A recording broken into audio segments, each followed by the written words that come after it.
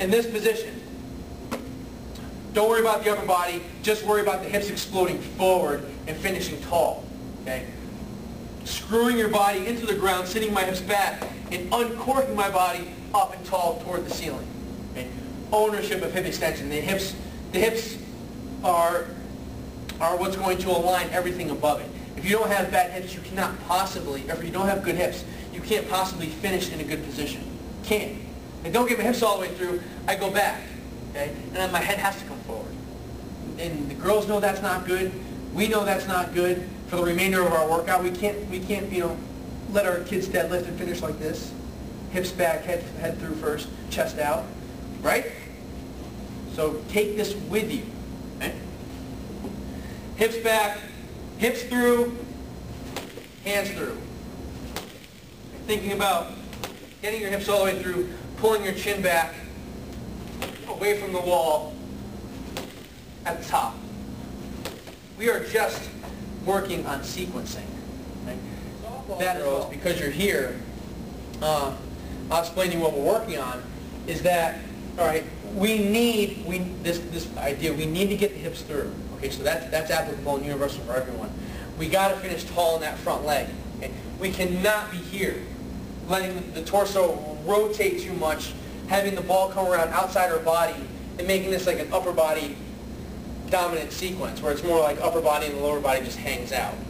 It's very easy for the young girls to pick up a heavy ball and think, heavy ball to the wall, no matter how it gets there. You have to, instruct them to use proper sequencing. And because we have Phil and Carly to draw from, I can talk about getting their lower body through, which appears that their upper body stays back, which is really the emphasis, which is really the technical key, is to keep this upper body back, get their hips going through to the wall. Their upper body, it comes around in sequence with the lower body. It doesn't fly forward. Their head doesn't pop forward toward the wall. These are all things that, like, when Phil and Carly are telling me this is what we need to work on, this is exactly the stuff we're working on. It's the same thing, just applied slightly differently, right? That's why I like to say vertically stacked or packed, because with the girls I'm going to say vertically stacked. Okay, with the guys I might say packed because we're always in this position. All right, so a lot of this thing comes back to this full hip extension in centration from the top down to the bottom up. Really, really important. Okay. So with the softball girls, when you're in this position, okay, head's going to be still. I need this.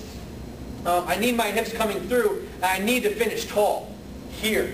Light on the back foot, heavy into the front foot, but stacked. Head, shoulders, knees and toes. All right. Hips back. Power.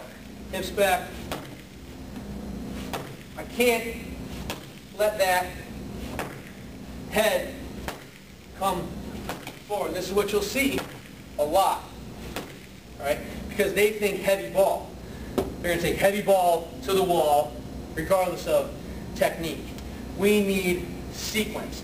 Pull your nose back, get your hips through, whatever it takes. Okay?